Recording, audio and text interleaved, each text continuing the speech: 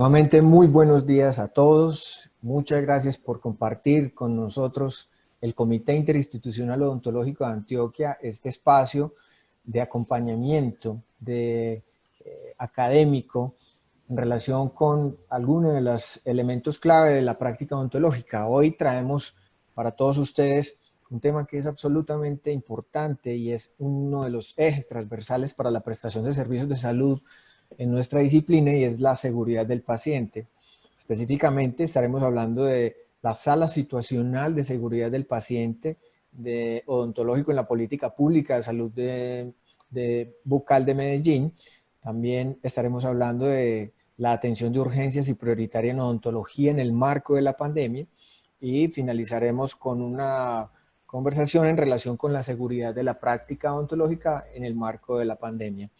Esta sesión del día de hoy hace parte de la sexta versión de la cátedra itinerante que organizan las 4 facultades de odontología de la ciudad de Medellín, algunas otras organizaciones científicas y gremiales, conjuntamente con la Secretaría de Salud Municipal de la Alcaldía de Medellín.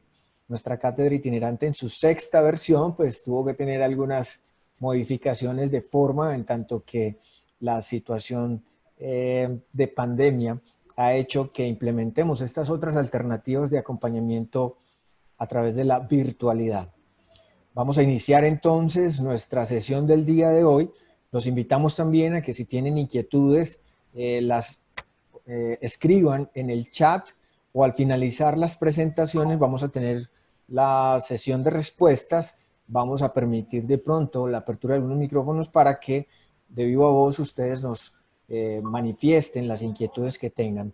Vamos a tratar de consolidar las preguntas. Ustedes entenderán que a través del chat en ocasiones se complica un poco, pero vamos a tratar de consolidar esas preguntas para darle respuesta a la gran mayoría de ellas.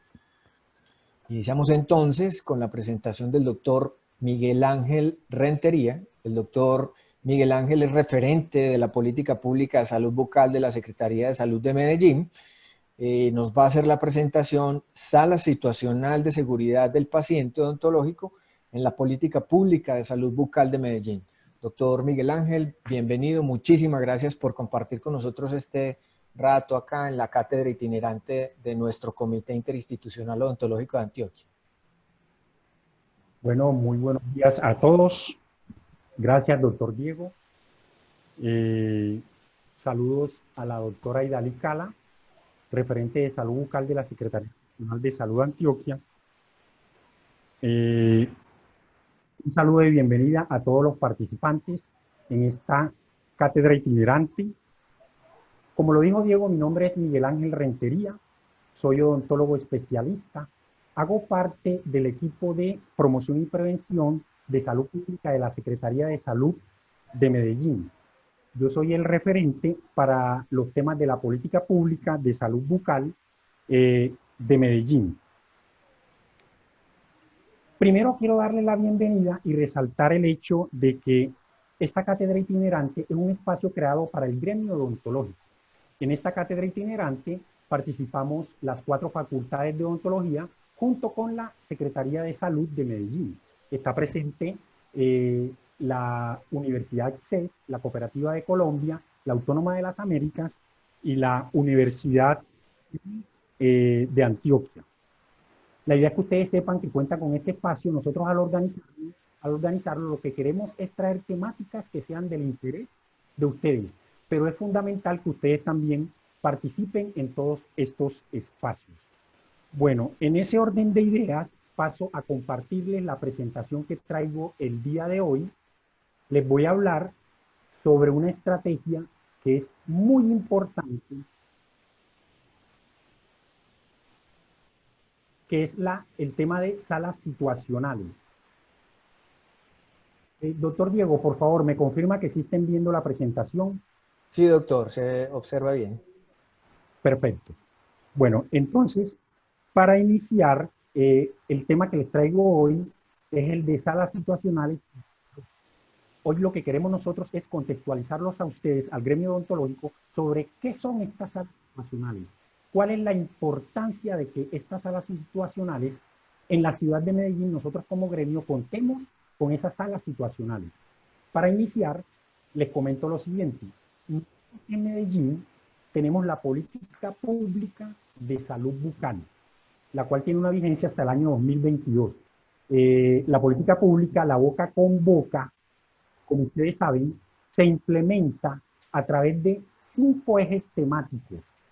Esos ejes temáticos, a su vez, tienen unas estrategias. Les estoy haciendo esta aclaración para que ustedes sepan de dónde sale esta estrategia de salas situacionales. Bueno, las salas situacionales nacen de la política pública de salud bucal, la cual en su plan de acción tiene como implementación salas situacionales en el tema de salud bucal. Bueno, entonces, la política pública en uno de sus ejes, más exactamente en el eje 2, reorientación del modelo de atención, tiene una estrategia que es el fortalecimiento de la calidad de la atención odontológica. Ahí hay una actividad que es la implementación de unidades de análisis. En el plan de acción está la creación de salas situacionales. Entonces, la sala situacional nace de la política pública. Vamos a iniciar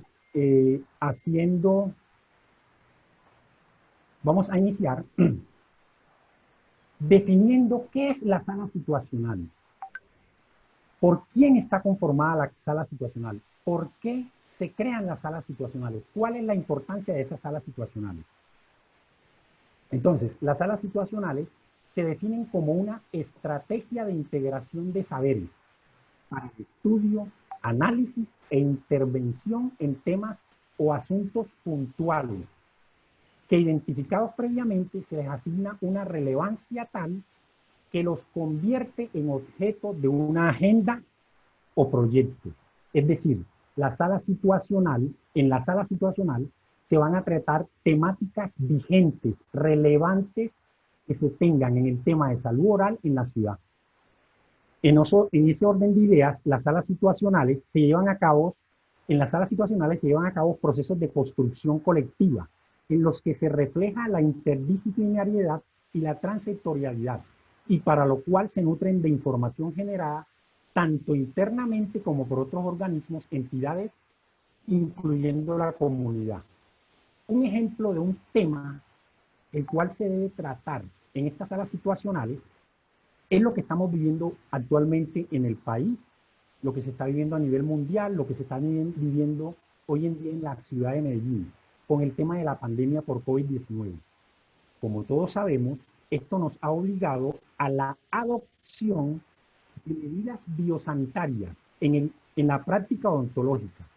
Esas medidas biosanitarias se deben de priorizar, son relevantes porque hoy en día, por la situación de pandemia que vivimos, esas medidas biosanitarias, esas buenas prácticas se deben poner en pro de una atención segura en la parte odontológica. Es decir, el tema de la seguridad de la práctica odontológica hoy en día cumple con las condiciones para ser parte de esta estrategia de salas situacionales. Por eso fue que desde el Comité de Salud Bucal de la Política Pública de Salud Bucal de Medellín se decidió que este año se trabajara la sala situacional de seguridad del paciente. Ahora, ¿qué características tienen estas salas situacionales? Estas salas situacionales se caracterizan porque son unos espacios vivos, dinámicos y académicos. Es decir, son unos espacios activos que están en constante búsqueda de saberes. Las salas situacionales están en constante búsqueda de saberes. Son construidas de manera interdisciplinaria por diferentes actores relacionados con la práctica odontológica en la ciudad de Medellín.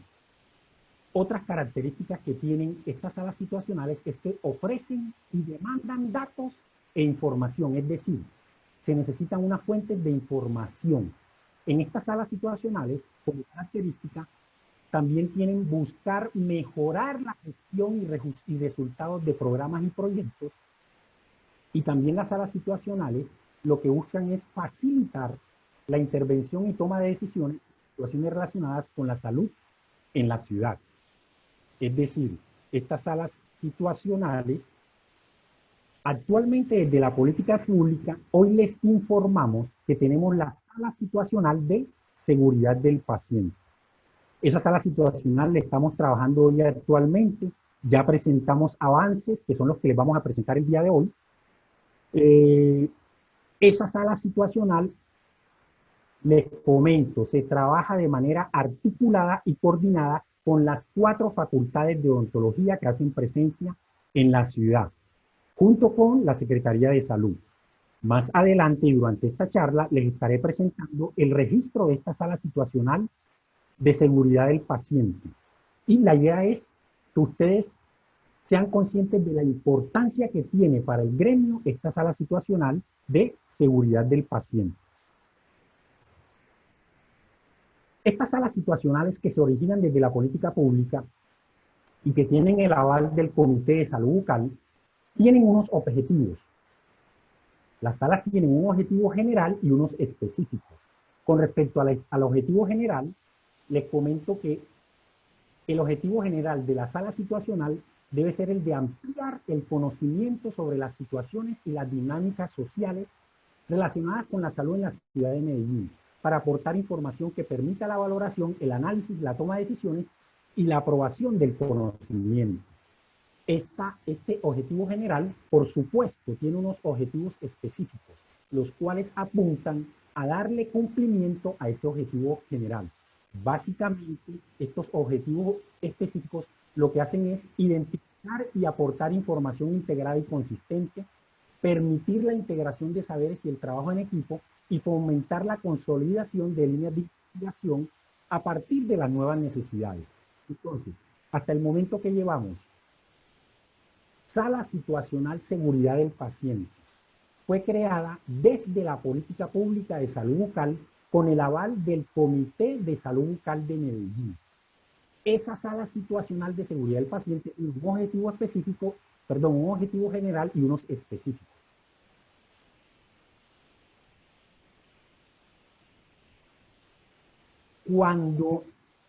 La sala situacional como tal tiene varios procesos, uno de planeación, otro de implementación y otro de seguimiento.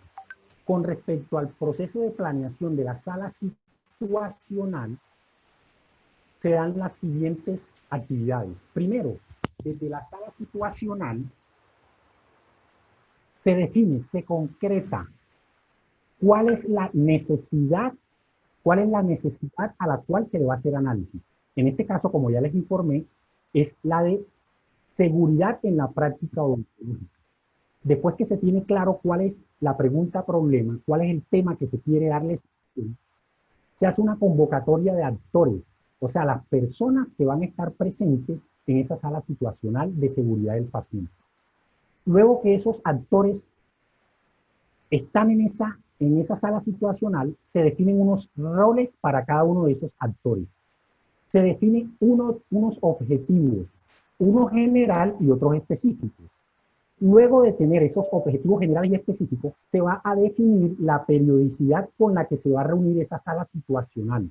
En el caso de la sala situacional de seguridad del paciente, decidimos que nos vamos a reunir de una manera semanal, todos los miércoles, para darle continuidad a este tema que es muy importante para el gremio odontológico. Y por último, cuando ya se tiene estructurada todo lo de la sala, o sea, cuál es el tema, los actores, los roles de esos actores, los objetivos, se matricula esa sala situacional a través de una ficha de registro. Y ese proceso de matricular la sala situacional se hace para oficializar esa sala situacional. En la diapositiva pasada les hablé del proceso de planeación. En esta les voy a hablar sobre los otros dos procesos, el de ejecución y seguimiento de la sala. La sala se ejecuta después de estar estructurada y después de estar escrita.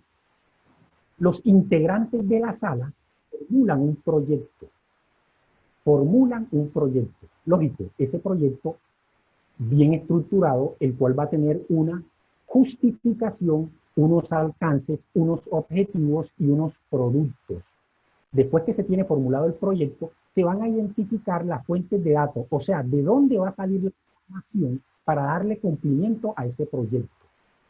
Luego se recepcionan esos datos, se les hace un análisis De ese análisis se desprende unos resultados, un informe, unos productos. Y lo importante es que al final de la ejecución de la sala situacional de seguridad del paciente, se divulguen los resultados que se obtuvieron de esa sala situacional. El día de hoy lo que queremos es que ustedes sepan la importancia, la relevancia de que esta sala situacional en seguridad del paciente hoy en día haya iniciado en la ciudad de Medellín. Después de haber hecho ese proceso de ejecución, pasamos a hacer un proceso de seguimiento desde la sala situacional. ¿Seguimiento a qué? Al proyecto, a las acciones. Entonces, vuelvo y repito, esa sala situacional tiene unas actividades de planeación, unas de ejecución y unas de seguimiento. Aquí hay un resumen de lo que es esa sala situacional de seguridad del paciente que, vuelvo e insisto, nació de la política pública de salud bucal de Medellín con el aval del Comité de Salud Bucal.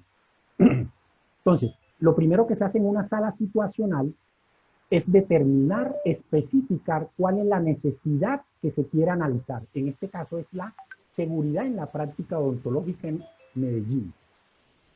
Segundo, después que se tiene ya esa necesidad, esa situación problema, lo que se hace es que se convoca un equipo de trabajo, ese equipo de trabajo se reúne, coordina ideas, luego de que esté estructurada la sala, se registra la sala situacional, luego se formula un proyecto de sala situacional que, como les informé, tiene una justificación, unos objetivos y unos productos.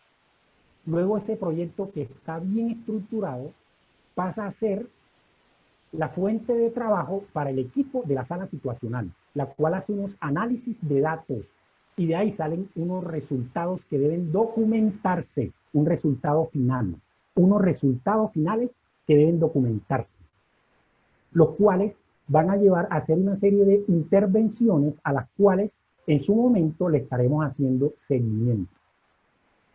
Aquí hay una parte importante la cual quiero resaltar. Aquí dice que cada sala tendrá su propia metodología para desarrollar sus propósitos. Lo que sucede es que desde la política pública se tiene proyectado en su plan de acción realizar varias salas situacionales. En este momento, lo que les estamos informando es que ya está vigente la sala situacional de seguridad del paciente con el objetivo de mejorar la práctica en la ciudad de Medellín. Pero además de la sala situacional de seguridad del paciente, se tiene proyectado hacer otras salas situacionales desde la política pública. Aquí tenemos cuáles son los participantes en esa sala situacional y cuáles son los roles de cada uno. Los participantes son un facilitador de la sala, el cual se encarga de orientar el desarrollo del proyecto. También hay unos participantes que son unos asistentes permanentes a las sesiones de la sala. Se tiene un referente de la unidad de gestión de informática y del conocimiento. Esa persona es un funcionario de la Secretaría de Salud que actúa como enlace entre la sala situacional y la unidad. También esa sala situacional tiene un asesor metodológico, que es esa persona experta en la metodología propia del proyecto. Es la que nos orienta cómo debe ser la metodología de trabajo en la sala situacional. También hay unos asesores temáticos, son esos expertos en el tema de la sala, o sea, son los expertos en seguridad del paciente, los cuales van a estar presentes en todas las reuniones de la sala. Y por último, hay unos invitados que, según la necesidad del proyecto, son convocados a las sesiones de trabajo. Esos son los participantes y roles de las personas que integran la sala situacional. En este momento, voy a hablarles sobre unas acciones complementarias que se hacen desde la sala. Vuelvo e insisto, lo que se quiere con esta sala de seguridad del paciente es hacer un análisis de cómo estamos en la ciudad los prestadores de servicios de salud odontológico en cuanto al tema de seguridad del paciente. Ustedes como prestadores, incluyendo los particulares, incluyendo las EAPB, las IPS, incluyendo los equipos de trabajo de las EAPB en el tema odontológico, necesitamos que participen de esta sala situacional. ¿Por qué? Porque los insumos con los cuales vamos a trabajar y se van a obtener resultados de esta sala situacional provienen precisamente de ustedes. Entonces, cuando ya se tenga un resultado documentado de la sala situacional de seguridad del paciente, se debe realizar una divulgación de esos resultados. Es decir, hacer una socialización, ya sea en conversatorios, en charlas o a través de conferencias. Y la idea también es publicar esos resultados de esa sala situacional de seguridad del paciente a través de revistas, de libros, de informes. Y otra acción complementaria es la conservación del resultado de esa sala situacional en seguridad del paciente. Esos resultados documentados se entregan al repositorio documental de la Secretaría de Salud, donde se van a almacenar y se dispondrán para su posterior recuperación y el uso de todos. Aquí ya les voy a mostrar la ficha técnica con la cual se inscribió la sala situacional de seguridad del paciente. El nombre de la sala, como les dije, es Sala Situacional de Salud Bucal, Seguridad del Paciente en la Práctica Odontológica. Se constituyó el día 11 de marzo del 2020. Esa sala situacional tiene un facilitador, que es Miguel Ángel Rentería, quien les habla, que es el encargado de toda la coordinación de esta sala situacional. También tiene un referente de la Unidad de Gestión de la Información y el Conocimiento, que, como les dije, es un profesional universitario de la Secretaría de Salud de Medellín. En esa ficha de registro también quedó que las reuniones van a ser semanales y los días miércoles. Ahora, recuerden que yo les hablé que desde esa sala situacional se estructuró un proyecto. Claro, ese proyecto tiene una justificación, que es una justificación clara, y aquí yo lo que traigo es un resumen de lo que es la justificación de esa sala situacional de seguridad del paciente. Entonces, la Secretaría de Salud de Medellín, a través de una dinámica de reporte de eventos adversos, los cuales se han realizado desde el año 2016, ha evidenciado la necesidad de promover en las EPS, IPS y prestadores particulares de la ciudad la generación de una cultura en la seguridad del paciente, tanto para los servicios de odontología general como para la especializada. Es decir, el motivo por el cual se crea la sala situacional de seguridad del paciente, lo que se busca a través de esa sala es la participación de los diferentes actores, fortalecer la implementación de la política de seguridad del paciente, involucrando los procesos pertinentes como las buenas prácticas en seguridad del paciente, mediante asesorías y asistencias técnicas, garantizando así la calidad en la atención odontológica en la ciudad. Vuelvo e insisto, lo que queremos nosotros hoy en día con esta información es que ustedes, como gremio odontológico, sepan de la importancia que tiene para la ciudad de Medellín, para la prestación de los servicios de salud, la creación de esta sala situacional de seguridad del paciente. Como les informaba, desde el año 2016, incluyendo 2017, 2018, 2019 y este 2020, la Secretaría de Salud recibe información de las diferentes EAEPB sobre el reporte de eventos adversos. Nosotros como Secretaría, ese reporte de eventos adversos lo analizamos y desde ahí fue donde evidenciamos la necesidad de promover en las EPS, IPS y prestadores particulares la generación de una cultura en la seguridad del paciente. Este es un proyecto que amerita de la participación de todos, pero que los resultados que se nos van a dar van a ser muy importantes para la práctica odontológica en la ciudad de Medellín. El alcance de esas salas situacionales, de la sala situacional de seguridad del paciente, básicamente va dirigido a las EAEPB, a los entes territoriales, a las IPS, a las entidades con objeto social diferente y a los profesionales independientes. Es decir, la información que sale de esta sala situacional, el alcance es para esos actores que acabo de mencionar. Aquí hay una información general del proyecto, donde aparecen los compañeros que hacen parte de esa sala situacional. Como ya saben, el coordinador de la sala soy yo. Hay un referente de unidad de gestión, que es Andrés Felipe, funcionario de la Secretaría de Salud. Hay un asesor metodológico, que es Mónica Montoya Ríos, que es funcionaria bibliotecóloga de la Secretaría de Salud. Hay unos asesores temáticos, expertos en el tema, Diego Gil Alzate de la Universidad de Antioquia, Natalia Calle, la doctora Natalia Calle, que es una odontóloga especialista independiente, pero que también hace parte del equipo de una institución muy importante como lo es el SENA. También aparecen como invitados a esta sala situacional de seguridad del paciente la doctora Luz Mónica Arango, odontóloga especialista. Ella es de la Universidad Cooperativa de Colombia. La doctora Mónica López, odontóloga especialista, que es de la Fundación Universidad Autónoma de las Américas, y el doctor Marco Restrepo, odontólogo especialista del CES. Esta sala situacional está proyectada para 12 meses, pero prorrogable. Como les dije, esa sala situacional tiene un objetivo general y muy específico. Quiero hablar del objetivo general, que es el de fortalecer la cultura de la seguridad del paciente en la ciudad de Medellín. Pero para darle cumplimiento a ese objetivo hay una ruta, hay unas tareas que hay que hacer, como es la de convocar a los actores a la sensibilización sobre el trabajo por la seguridad del paciente en odontología. ¿De dónde se saca esa fuente de información que se requiere para darle cumplimiento a ese objetivo? Se saca de una encuesta de cultura de seguridad en la práctica segura en la ciudad de Medellín. Esa encuesta se les va a hacer llegar a cada uno de ustedes, los prestadores de servicios odontológicos en la ciudad. Ahí es donde nosotros necesitamos, como integrantes de la sala de seguridad, que ustedes participen activamente en esta sala. Lo primero que vamos a hacer es hacerles llegar a ustedes, los prestadores, esa encuesta de cultura de seguridad. ¿Para qué? Para que con esa información nosotros la analizamos y vamos a obtener una percepción general de cómo está hoy en día la cultura de seguridad en la ciudad de Medellín. Y eso va a ser un insumo muy importante para que nosotros tomemos decisiones. ¿Decisiones en qué? En asesorías, asistencias técnicas.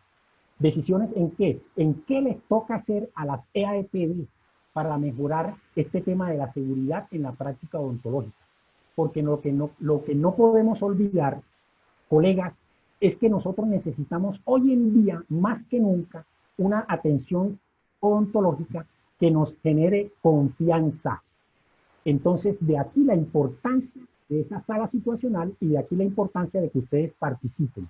En primera instancia va a ser a través de esta encuesta de cultura, que en su momento se la haremos llegar, y la idea es que ustedes la diligencien y nos la regresen diligenciada. Bueno, la sala como tal tiene también unos objetivos específicos. Y ya para finalizar, les comento que esa sala situacional de seguridad del paciente tiene unos resultados, unos productos que van a tener unos beneficiarios. ¿Cuáles son esos productos, esos resultados que se van a obtener de la sala situacional? Un documento con informe final que contenga los resultados de la sala situacional de seguridad del paciente. ¿Quiénes se van a ver beneficiados con ese documento? El Sistema General de Seguridad Social en Salud, porque nosotros aspiramos a que este trabajo serio que estamos haciendo las 4 facultades y la Secretaría de Salud sea tenido en cuenta a nivel nacional por el Sistema General de Seguridad Social en Salud. ¿Quién se va a beneficiar también de ese documento? La política pública de salud bucal, porque es que dentro de su implementación, dentro de su plan de acción, está la realización de esa sala situacional. Y la idea es mejorar la práctica odontológica en la ciudad. También se van a beneficiar las EAEPB, las IPS y, por supuesto, el principal beneficiario van a ser nuestros usuarios, nuestros pacientes en salud bucal. Otro resultado de esa sala situacional de seguridad del paciente es un repositorio de buenas prácticas en seguridad del paciente aplicables en odontología en el marco de la política pública de salud bucal. Es decir, que los prestadores van a contar con una herramienta importantísima para su práctica diaria. ¿Con qué objetivo? Con el objetivo de que esa práctica diaria odontología cada día sea más segura. Y más segura no solamente para los pacientes, sino también para nosotros como funcionarios y, por supuesto, también tenemos que meter a los acompañantes y a las familias. Y por último, se va a obtener como producto de esta sala situacional una cartilla instruccional para los pacientes y su familia en relación con la seguridad en el proceso de atención odontológica. Colegas, se ha identificado no solamente a nivel de Colombia, no solamente a nivel mundial, que involucrar en estos procesos de seguridad del paciente a la familia, a los cuidadores, a los acompañantes, es fundamental para tener una buena práctica odontológica. Espero que el mensaje que le hemos tratado de enviar hoy haya quedado claro. Igual como lo decía mi compañero Diego Gil, al final habrá una sesión de preguntas, estaremos dispuestos a contestárselas. Ya para finalizar les digo que debemos ser conscientes que enhorabuena, las 4 facultades y la Secretaría de Salud estamos trabajando en esa sala situacional de seguridad del paciente, que va a ser una herramienta muy positiva, muy beneficiosa para la buena práctica, para una práctica segura en la ciudad de Medellín. Muchas gracias. Diego, te cedo la palabra. Muchas gracias, doctor Miguel Ángel. Ojalá les haya quedado suficientemente claro. Igual al finalizar, como lo acaba de decir nuestro doctor Miguel Ángel, vamos a tener sesión de preguntas, pero aprovecho también para insistir que a través del chat ustedes las pueden escribir, y también aprovecho para informarles que a través del chat ustedes pueden escribir, y se los pedimos de manera muy comedida, que ustedes escriban qué temáticas quisieran que este año nuestro Congreso Unificado de Egresados, que tradicionalmente lo hemos hecho en Plaza Mayor, por obvias razones este año modificaremos la estrategia, pero no vamos a dejar de realizar nuestro Congreso. Queremos saber qué temáticas, y que ustedes sean quienes programen nuestro Congreso. ¿Qué quieren escuchar? ¿Qué quieren aprender? ¿Qué quieren fortalecer en términos del conocimiento científico, para que a través de esta actividad académica, donde nos unimos las 4 facultades y la Secretaría Municipal de Salud en un encuentro de egresados conjunto, para que materialicemos nuevamente esa idea este año? Entonces, a través del chat, por favor, ustedes nos escriben qué temas desean que nosotros planeemos y estructuremos para la realización de nuestro Congreso 2020. A continuación, entonces, le damos paso a la doctora Aidalid Cala con la conferencia de Atención de Urgencias y Prioritaria en Odontología en el marco de la pandemia. La doctora Aidalid es odontólogo especialista, referente de salud bucal de la Secretaría Seccional de Salud de Antioquia. Doctora Aidalid, bienvenida a nuestra cátedra itinerante. Muchísimas gracias por haber aceptado esta invitación.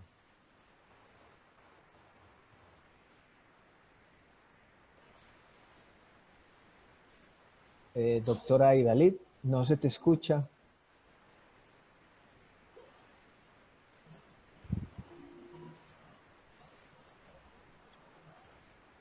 Doctora Aidalid.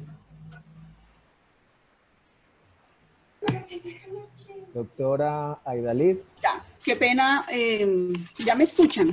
Sí, ahora sí, y se ve muy bien la pantalla. Bueno, muchas gracias. Bueno, buenos días para todos y para todas. Yo soy Aidalid Cala, como lo decía el doctor Diego. Soy referente de salud bucal de la Secretaría Seccional de Salud de Antioquia. Muchas gracias al doctor Miguel, al doctor Diego y a todos los organizadores de este evento por la invitación y por regalarnos este espacio. Para poder hablar de atención de urgencias y prioritarias en odontología en el marco de la pandemia, tengo que remitirme a 2 documentos técnicos que emitió el Ministerio de Salud y Protección Social la semana pasada, los cuales son el Plan de Acción para la Prestación de Servicios y las Orientaciones para la Restauración de Servicios de Salud en las fases de mitigación y control, en su versión 3. El Plan de Acción para la Prestación de Servicios básicamente hace referencia a que existen 4 fases, en las que hay unas acciones específicas para cada una de ellas. ¿De qué depende de que estemos en cada una de esas fases? Depende del número de casos COVID que haya en el momento. Depende de la suficiencia de la capacidad instalada, depende de la suficiencia del talento humano y depende de qué tan preparados con los equipos de protección personal esté ese talento humano. Entonces, en la fase 1, básicamente trata de que hay una ampliación de la capacidad instalada. En ese momento nos estábamos preparando a través de la liberación de camas para UCI, adquisición de ventiladores. Eso se hizo a través de las secretarías departamentales y locales de salud. Porque en este momento, a partir de que empezaron las fases, lo que ya prima en ese momento es la salud y la vida, y por eso es que se empezaron a hacer restricciones en la prestación de los servicios. En la fase 2, la optimización de la capacidad instalada. Aquí es cuando la capacidad de respuesta llega cerca del 40%. En ese momento se activa la segunda fase. También cabe anotar que para cada una de las fases existe una preparación previa, es decir, antes de que estemos en cada una de las fases, se hace una preparación, se activa la fase en la cual se esté, porque depende de los casos, como les decía, los casos COVID que haya en este momento para poder ser activado, y a partir de ese momento se empieza a preparar para la siguiente fase. Es decir, cuando estemos en cada una de las fases es porque ya nos hemos preparado para poder darle la capacidad de respuesta que se necesita en cada una de las fases. En la fase 3, habla pues de la extensión de esa capacidad instalada.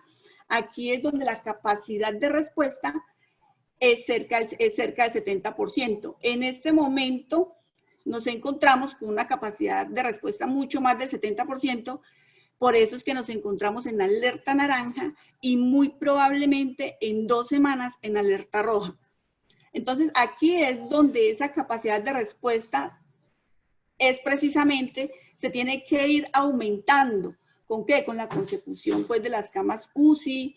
Aquí es donde ya no es suficiente pues los hospitales, sino que ya tiene que expandirse esa capacidad instalada precisamente a infraestructuras que no estén en funcionamiento, que estén fuera de funcionamiento.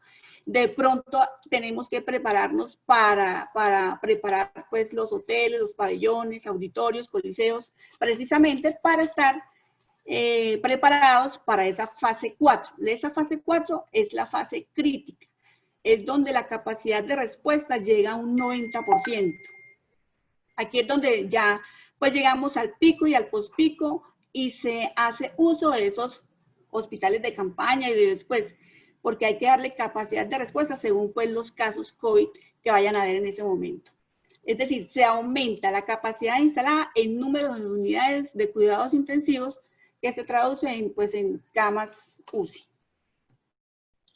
Todo esto, ¿para qué se los digo? Para que estemos ubicados en cuál es la fase que nos encontramos. Porque cada fase tiene sus acciones específicas, que depende de ese nivel de riesgo que tiene la población y de los recursos de cada prestador. Entonces, ya basados en ese plan de acción que emitió el Ministerio de Salud, la Secretaría de Salud, Secretaría Seccional de Salud de Antioquia, emitió también una circular el 9 de julio, en donde adopta ese plan de acción y concreta ciertas actividades para la prestación de servicios. Entonces, aquí es donde precisamente nos encontramos nosotros. En el servicio de odontología, ¿qué se hizo? Se suspende el servicio de odontología no urgente. Básicamente, la suspensión del servicio odontológico, desde ahí estamos en la fase 1. O sea, se suspende el servicio odontológico no urgente, quiere decir que se suspenden las consultas odontológicas y sus especialidades, salvo en situaciones urgentes. Entonces, básicamente, ¿qué quiere decir? Que solamente nos limitamos a la atención de urgencias y a la atención de consultas prioritarias. Es decir, es esa consulta no diferible que es lo que no podemos dejar de suspender, pues no podemos suspender en este momento. O sea, eso es lo mínimo a lo que nos tenemos que remitir. En la restricción de consulta de cirugía ambulatoria, procedimientos no urgentes, hace parte ya más como a la parte de medicina, donde esta restricción también sigue usual y se ha estado implementando desde la segunda fase. Es decir, las cirugías ambulatorias no urgentes que no tengan pues la necesidad pues de hacerse en ese momento, se suspenden. ¿Para qué? Para efectos de liberación de capacidad instalada. O sea, ¿qué se busca con eso? Que haya disponibilidad de camas hospitalarias y disponibilidad sobre todo de talento humano en salud, que no estén precisamente ocupados en cosas que de pronto se podían haber diferido, y si pues en este momento ya todo el talento humano tiene que estar en función a COVID. En cuanto a la restricción de consulta externa, en la modalidad intramural para procedimientos de PIP, procedimientos de promoción y prevención están restringidos en este momento. ¿Qué quiere decir eso? Que no es que no se hagan, explico. O sea, están restringidos para la parte odontológica, porque para otros servicios, pues, siguen abiertos, pues, lo que es vacunación, como cosas que no se pueden suspender, todo lo que tiene que ver con gestantes y toda la parte de anticoncepción. Pero para la parte odontológica se había venido haciendo, pero con restricciones. Es decir, en la parte de promoción y prevención se hacía en la parte intramural porque se aprovechaba ese recurso humano que consultaba en las urgencias y los acompañantes pues se tenían en cuenta para hacerles precisamente ese PIP. Pero ahora, eso es lo nuevo pues de esta circular, ahora queda totalmente restringido. Solamente, como les digo, consulta urgencias y prioritarias. La parte de PIP intramural queda suspendido, toda la parte pues que le digo de la resolución, lo que hace parte de la resolución 3280, queda suspendido en la parte intramural. ¿Por qué? Porque nos encontramos en esa tercera fase, en alerta naranja. Entonces, solamente todo eso funciona COVID y no se puede hacer. ¿Por qué? Porque el objetivo es descongestionar los servicios y minimizar la exposición al virus. Entonces, como les digo, en la parte intramural. Pero ojo que no quiere decir que no se haga. O sea, sí se está haciendo, pero en la parte de modalidad domiciliaria. O sea, en la parte intramural no, porque hay que tratar de como se dice, de hacer lo más mínimo que se pueda, que es esa consulta de urgencias y despachar al paciente precisamente para minimizar esa exposición. Pero en la modalidad domiciliaria sí se puede prestar porque hay menos riesgo de contagio. O sea, ahí es donde entran pues ya los equipos multidisciplinarios de salud, que es lo que les voy a explicar más adelante. En cuanto al reporte de casos sospechosos, también estos casos con nosotros, todo el personal de salud debe estar preparado para saber qué es un caso sospechoso. ¿Cómo se hace esto? Entonces, por eso es que se realiza el triaje vía telefónica. Ojalá siempre se pudiera hacer el triaje vía telefónica. Pues si no se puede, pues ni modo, pero de todos modos, obviamente sí se puede hacer, pues o conservando pues las medidas de distancia física a 2 metros y realizarles, pues la idea es realizarles todas las preguntas referentes a COVID. Esa es la primera parte, así como hacemos el triaje anteriormente, pues motivo de consulta actual y los antecedentes familiares. En este caso, tenemos que empezar por el triaje con esas preguntas para COVID. Con esas 7 preguntas no pueden faltar en ese triaje. ¿Por qué? Porque hay que identificar cuáles son las personas que son potencialmente sospechosas. Entonces, si hay personas potencialmente sospechosas, se debe hacer de una vez el reporte a la respectiva EAPB y a las secretarías de salud, pues para ver para dónde pues ellos ya son los responsables de ahí en adelante de lo que sigue. El seguimiento telefónico, virtual o domiciliario por personal de salud o personal de apoyo entrenado. Ese seguimiento también. Obviamente el prestador de salud es el que debe realizar ese seguimiento mediante los diferentes medios, bien sea telefónicos o virtuales, y se debe hacer de forma diaria para que las personas pues que están en el aislamiento preventivo por casos de COVID pues deben estar en el aislamiento domiciliario, y además de eso para verificar su condición de salud. La atención domiciliaria en población para aislamiento preventivo. Entonces, esa población de aislamiento preventivo, obviamente esa atención domiciliaria, ahí es donde yo les decía, ahí sí entran los equipos multidisciplinarios de salud, en donde ustedes pues previa a la llamada telefónica le concertan la cita, pues hacen la llamada también previa de cuándo van a ir, y de qué personas van a ir, se identifican, pues si ese equipo multidisciplinario de salud está conformado por cuántas personas, pues en el caso nuestro serían odontólogos y auxiliares, pero también a esa visita domiciliaria pueden ir médicos, enfermeras, pueden ir gestores comunitarios, porque es que precisamente es eso, es aprovechar esa visita domiciliaria para hacerle pues todo el abordaje integral de salud a toda esa familia. O sea, no solamente centrarnos en la consulta odontológica, sino que también a esa familia, ahí sí aprovechamos para hacer el PIP. pero el PIP restringido, ojo, que no estoy hablando del todo, sino restringido, restringido. ¿A qué se restringe? Se restringe a que no podemos hacer profilaxis con la pieza de baja, ni podemos hacer sellantes, ni pues solamente, ni de tartraje, solamente los limitamos a la educación en salud, al control de placa y al flúor, pues si aplica. Esa educación para el paciente y para todos los integrantes de esa familia debe ser muy exhaustiva. O sea, ya tenemos que también cambiar esa forma de dar esas recomendaciones que no sean pues solamente el cuidado de la salud oral, sino que también como parte de todo el equipo de salud tenemos que extendernos pues a toda la parte médica.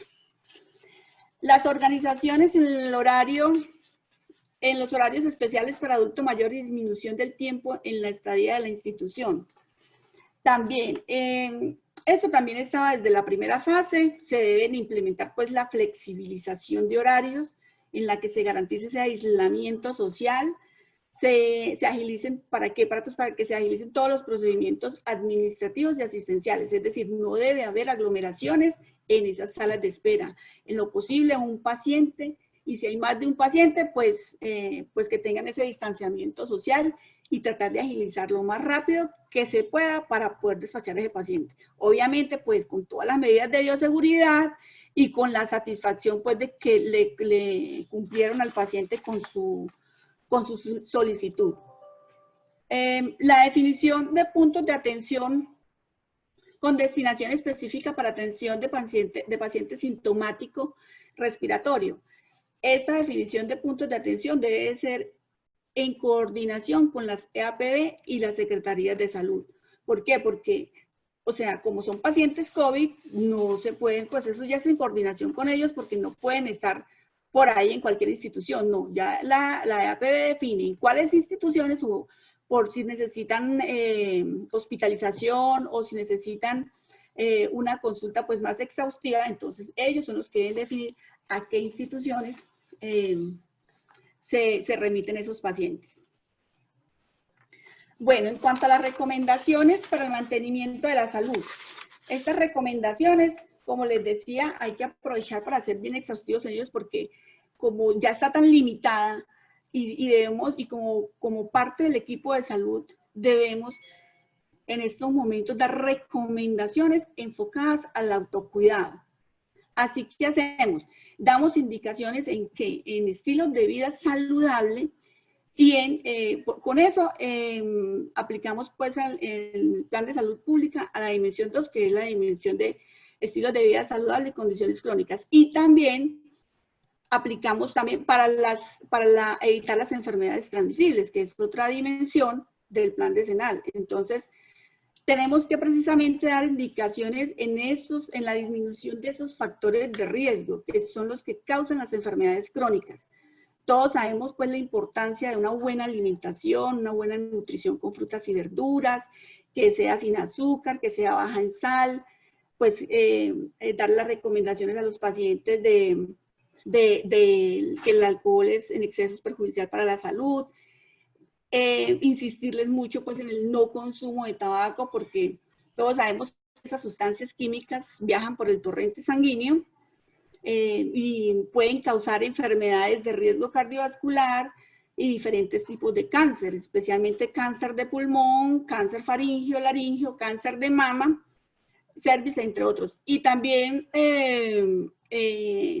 pues todas las implicaciones que le causan a la salud dental, como son las manchas extrínsecas, pues los daños en el ligamento periodontal, causando movilidad y pérdida dental. Entonces, todas estas recomendaciones, como les digo, van ligadas al mantenimiento de la salud. Entonces, nosotros solamente nos limitábamos a, pues, técnica de cepillado, frecuencia de cepillado, estado del cepillo, acudir a la consulta odontológica cada 6 meses o cada año, según el caso, y ya. Pues de pronto un poquito más, pero de pronto no pasaba mucho de ahí. Pero ya en este caso sí tenemos que ya pues extendernos un poquito más y que esas recomendaciones sí sean mucho más enfocadas al mantenimiento de la salud en general. En estos momentos, pues por el caso de la pandemia, pues también, pues por el caso de la pandemia, pero en general también se dan las recomendaciones del lavado de manos, porque con el lavado de manos, ¿qué logramos? Logramos pues evitar la difusión de enfermedades transmisibles, pues una gripa, lo que sea, pues antes de existir este COVID, pues hay que insistirles también mucho en el lavado de manos, porque... Y con la técnica recomendada. Nosotros como trabajadores de la salud sabemos muy bien cómo lavarnos las manos con los pasos adecuados, con el tiempo adecuado. Entonces, eso mismo que hacemos se lo debemos proyectar al paciente, enseñarle cómo se lava las manos, porque de ahí depende, definitivamente depende, pues mire, pues depende pues la infección, pues la transmisión o la contaminación cruzada. También insistirles mucho a los pacientes pues del uso del tapabocas en forma correcta, que sea manipulado por los elásticos y que se deseche al final del día, pues se deseche, que no sea reutilizable, que sea para una sola persona. En caso de que tengan que salir, pues insistirles mucho en ese distanciamiento social que debe ser a los 2 metros de distancia. Y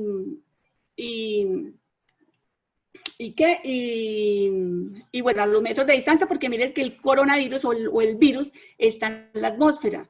Está en la atmósfera, pues eventualmente si una persona tose o estornuda, ahí podemos pues recibir ese virus. Entonces, por eso son las indicaciones de los 2 metros de distancia.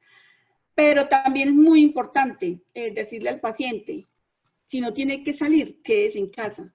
Pues si no tiene que salir, si puede pedir, si puede hacer mercado a domicilio, en lo posible no salir, porque este virus es totalmente agresivo, amenazante, es de progresión rápida, muta con el tiempo, tiene una alta velocidad de propagación, no tiene cura en este momento.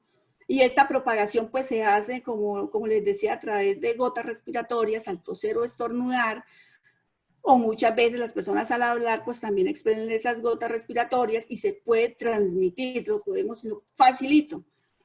Y también lo podemos adquirir por contacto directo a una superficie contaminada. Alguien toca una superficie, nosotros la tocamos y en ese momento nos llevamos la mano a los ojos o a la boca, ahí mismo nos ganamos pues ese virus. Entonces, insistirle mucho a las personas de todas esas medidas de bioseguridad. Nosotros no podemos bajar la guardia en todo lo que ha ganado el gobierno nacional, en esa preparación de camas UCI, en esa preparación de talento humano. Todo este esfuerzo tenemos que seguir. Entonces, por eso es que solamente muchos se preguntarán, ¿y cuándo vamos a reactivar los servicios? No sé. No sé, porque todo depende del comportamiento de este virus. Depende, todavía no hemos llegado al pico, pero depende pues del comportamiento del virus y esperemos, tenemos que estar así hasta nuevas medidas del Ministerio de Salud. O sea, por ahora estamos en fase 3, próximamente en fase 4 y ya estas medidas se tienen que continuar hasta nuevos lineamientos del Ministerio de Salud. Hoy en día, por ejemplo, subieron a 933 casos, pues en el día de hoy. Pero desde el 27 de mayo la curva ha ido aumentando mucho, o sea, ha ido aumentando. Hoy en día tenemos confirmados 12.282 casos y recuperados 13.667. Entonces, depende de nosotros, del autocuidado, del comportamiento, de todo lo que podamos proyectarle a los pacientes, porque los pacientes, o sea, todavía no han adquirido ese autocuidado, esa cultura de autocuidado. Entonces tenemos nosotros, todo depende de nosotros también de qué tan asertivos seamos con la comunicación del paciente para poderles transmitir ese mensaje a ellos.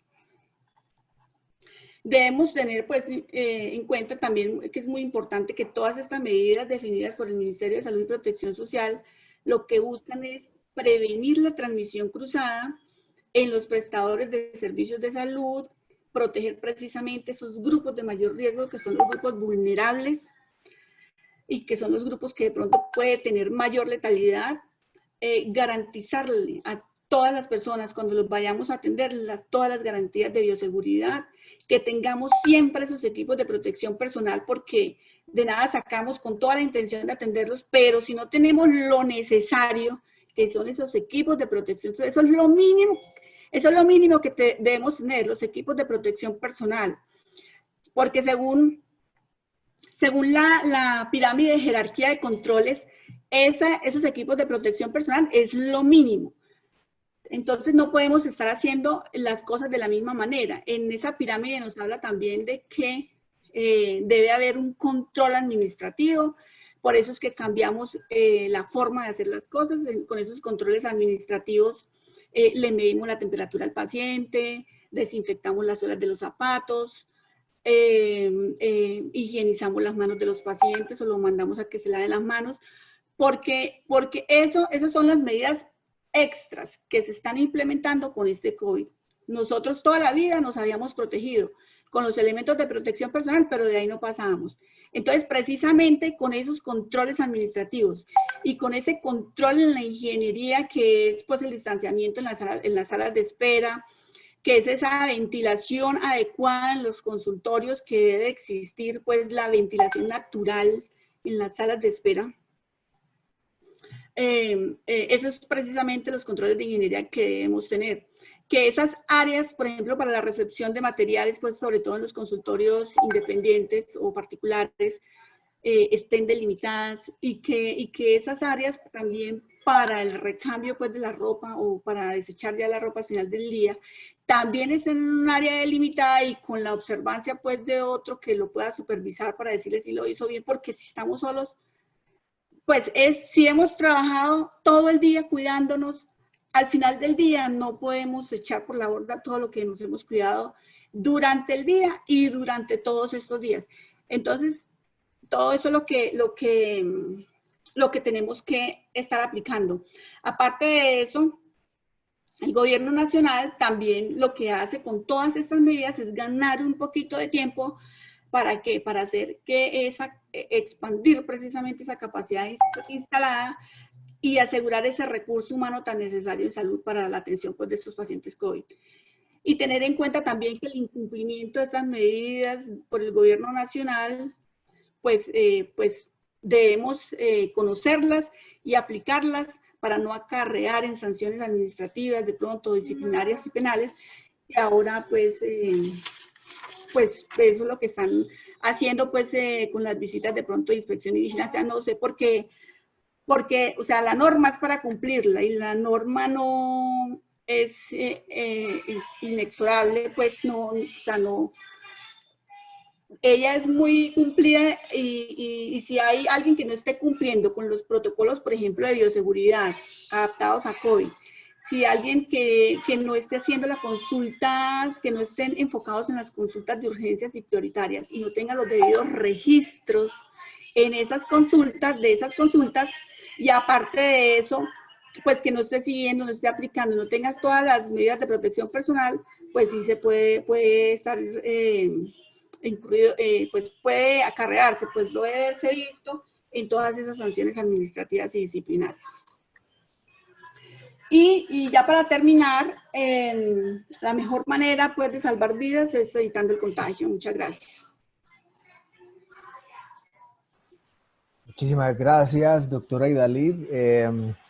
Tenemos en el chat algunas preguntas, pero quisiéramos pedirle a quienes en este momento tengan algunas otras, que por favor las escriban para que al finalizar las 3 presentaciones hagamos la sesión específica que pregunta. Doctora Idalib, mil gracias por tu tiempo y por tu dedicación con este tema, que es sin duda alguna trascendental en este momento para todos nosotros como odontólogos. A continuación, entonces, hablaremos de una manera muy concreta de uno de los temas pues, que nos convoca el día de hoy, es la seguridad del paciente, específicamente en la atención de pacientes odontológicos. Espero que ya esté transmitiéndose la información. Carlos, ¿me confirmas por favor que se esté viendo? Diego, sí señor, la diapositiva se ve muy bien. Perfecto. Entonces, la idea de esta parte de la conversación es que de manera muy concreta hablemos de las buenas prácticas que son aplicables en este momento de pandemia y en algunos otros momentos de la práctica odontológica. Entenderán que pues por el corto tiempo que tenemos disponible, pues no vamos a profundizar en algunos elementos, pero vamos a tratar de que sea una conversación muy práctica donde ustedes también tomen elementos orientadores al ejercicio profesional. Les recuerdo, para quienes no me conocen, mi nombre es Diego Gil Alzate, yo soy odontólogo de la Universidad de Antioquia, soy máster en seguridad del paciente de la Universidad Miguel Hernández de España y actualmente me desempeño como docente y coordinador de seguridad del paciente en la Facultad de Odontología de la Universidad de Antioquia. Adicionalmente, pues como lo mencionaba el doctor Miguel Ángel, hago parte del equipo que trabaja la sala situacional de seguridad del paciente en el marco de la política pública. Quiero iniciar con un dato. Esto lo conocemos la gran mayoría. Hemos recibido mucha información y en la primera sesión nuestra de la cátedra itinerante hablábamos de un concepto que vale la pena retomar y del que hemos sido víctima todos, de la infoxicación.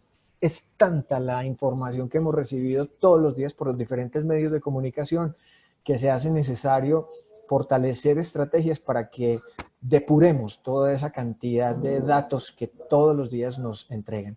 Pero traigo ese mensaje a través de esta diapositiva específicamente, es porque los pacientes asintomáticos son la gran mayoría de los que nosotros podemos evidenciar incluso en una consulta de medicina general.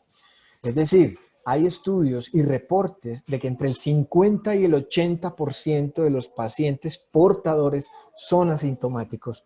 Esto nos debe conducir a implementar estrategias y a fortalecer algunas otras relacionadas con el control de infecciones, que es una buena práctica específicamente hablando de la seguridad del paciente. Importantísimo tener en cuenta que en relación con la práctica odontológica, pues todas las vías de transmisión conocidas para esta enfermedad ocurren en odontología. Gotas, contacto, aerosoles, saliva. Recordemos también que aún no se ha demostrado la transmisión por vía percutánea o por sangre. Entonces, en ese sentido, es importante considerar fortalecer todas esas herramientas, como lo decía hace un instante la doctora Idalí, de que siempre hemos hecho o implementado algunas estrategias de seguridad. Yo le agregaría a esto, a ese concepto, que tenemos que fortalecer las medidas, pero sobre todo adherirnos a esos requerimientos específicos, es decir, mejorar la adherencia. Me olvidaba mencionarles también que la información que vamos a evidenciar aquí a continuación, que vamos a mostrar, se fundamenta en la evidencia científica disponible que hay hasta el momento en relación con esta enfermedad. Tuve la fortuna de participar en un equipo absolutamente amplio de personas y de profesionales a nivel nacional en la elaboración del Consenso Nacional de la Asociación Colombiana de Infectología, en el apartado específicamente de odontología. Y con base en ese trabajo hemos tratado de entregarle de la manera más práctica y confiable a nuestros profesionales, a la comunidad, al gremio en general, información para que la práctica odontológica, como lo decía el doctor también, el doctor Miguel Ángel hace un instante, sea una práctica confiable. Acá quiero hacer un llamado muy especial a todos para que trabajemos en equipo en uno de los elementos que desde el punto de vista de la seguridad, de la práctica odontológica, está siendo más vulnerados, y es el de esa afectación que está teniendo nuestro personal del área de la salud, incluyendo los odontólogos, como unas alteraciones desde el punto de vista emocional, unas alteraciones desde el punto de vista psíquico, que incluso han trascendido ya a solicitudes de cierre de consultorios por efectos de la pandemia. Las afectaciones en tanto que la profesión se ha visto limitada en la prestación propiamente dicho, ha desencadenado una serie de efectos de todas las dimensiones, desde lo económico, insisto, hasta lo emocional, y en seguridad del paciente se habla de todo esto como el síndrome de Burnout, que es una especie de, digámoslo así, para que me comprendan el contexto, una enfermedad laboral en la que la gran mayoría o muchos profesionales del área de la salud se están involucrando en términos de las afectaciones ocasionadas con este proceso. Incluso hemos recibido muchos reportes ya de profesionales del área de la salud vulnerados y violentados por algunos pacientes en relación con la atención de esta pandemia, por esta enfermedad. Entonces la invitación es a que entre todos nosotros nos apoyemos. Les decía hace un instante un concepto muy importante y que por eso lo he definido llamarlo así. No tanto seguridad del paciente, seguridad de la práctica odontológica, porque la seguridad no está enfocada exclusivamente al paciente o al usuario. La seguridad está enfocada a todo el componente integral del proceso de atención en salud, y por eso hemos querido trascender ese concepto de seguridad no solamente para los pacientes. Entonces, en este punto, les reitero, acompañarnos, trabajar en equipo, porque en la práctica odontológica sí hay elementos que pueden conducir a la ocurrencia o materialización de riesgos específicamente en relación con la seguridad de la práctica propiamente dicho. La odontología sí es un escenario propicio para que específicamente a nivel de control de infecciones hablemos de que hay un riesgo muy elevado de contaminación por este factor. Les mencionaba hace un instante este elemento donde lo que pretendemos es ampliar el concepto. Esta definición es una definición que viene del marco conceptual de la Organización Mundial de la Salud. Recordemos que los lineamientos para la implementación de la política de seguridad del paciente en Colombia se emitieron en el 2008 y nos trae una definición, pero esta quiero traerla es porque nos establece un marco conceptual amplio, integral, para poder entender por qué actualmente la misma seguridad del paciente, y me van a escuchar pues refiriéndome a ambos términos, seguridad del paciente y seguridad de la práctica, porque este es el oficial, seguridad del paciente. La seguridad de la práctica odontológica es un concepto que nosotros queremos implementar a manera de contextualización y de implementación de buenas prácticas. Entonces, cuando hablamos de seguridad del paciente, hablamos de una definición integral para poder comprender por qué hoy en día es considerada la seguridad del paciente como una disciplina emergente al mismo nivel ya incluso de la medicina, la misma odontología. La seguridad del paciente per se ya es considerada de una transversalidad de todos los procesos de atención que se nos hace necesario nosotros involucrarnos de mejor manera con este concepto. Entonces, el marco conceptual que orienta la homologación de términos a nivel mundial nos habla de que la seguridad del paciente es la reducción del riesgo de daños innecesarios relacionados con la atención en salud. Y dice que hasta un mínimo aceptable. ¿Por qué mínimo aceptable? Porque es absolutamente imperativo entender que los riesgos no van a desaparecer. Es decir, la probabilidad de que durante el proceso de atención haya fallas y que conduzcan a materialización de daños o lesiones en los pacientes, eso no va a desaparecer. Lo que hay que hacer es implementar acciones para evitar que esos riesgos se materialicen. Medidas de prevención, de control, de mitigación, lo decía la doctora Aidalid hace un instante. Y el daño asociado a la atención hace referencia a aquellas situaciones que derivan de los planes o medidas adoptadas durante la prestación del servicio. Y es muy importante tener en cuenta que cuando hablamos de daño, este marco conceptual nos amplía esa definición para poder hacer la categorización y la clasificación de esos indicios de atención en salud. Dice que daño es la alteración estructural o funcional de un organismo y todo el efecto perjudicial derivado de ella. Pero entonces nos habla de que los daños también tienen una serie de clasificaciones, entre los cuales está la enfermedad, la lesión, el sufrimiento y la discapacidad. Aquí es muy importante comprender que cuando se habla de daño, para clasificar un indicio de atención insegura en un evento adverso, también hay que considerar este elemento clave, el sufrimiento. Porque en algunas ocasiones un paciente al que le realizamos alguna atención empieza a manifestar alteraciones de ese tipo, donde subjetivamente él empieza a manifestar que la sensación después de la atención, no solamente odontológica, es desagradable, fue desagradable, le genera dolor, y cuando vamos a hacer la evaluación de ese paciente vemos que todo está bien, pero el paciente continúa manifestando ese malestar general. También podemos ir orientando una definición específica en relación con esta situación como un evento adverso. Esta seguridad del paciente básicamente se encuentra asociada a un concepto desde el punto de vista de la salud pública de prevención cuaternaria, que es un conjunto de actividades que se implementan para evitar o disminuir un daño producido por la atención en salud. Este concepto entonces nos debe orientar a que durante el ejercicio profesional, no solamente en época de pandemia, sino en términos generales, implementemos medidas para controlar los riesgos, para gestionarlos, para mitigar el impacto que pueda desarrollar su materialización. Y aquí entra a jugar un papel absolutamente importante e imprescindible todo el comportamiento ético que nosotros hagamos durante el ejercicio profesional. Hemos tenido información, pues no vamos a entrar en detalles, de profesionales que han aprovechado las excepciones para la prestación de servicios en el marco de la pandemia para citar sus pacientes. Es entendible en el marco de lo que les mencionaba hace un instante en relación con esa necesidad de obtener ingresos económicos, porque en algunos casos, en la gran mayoría, esa es la fuente vital de recursos pues para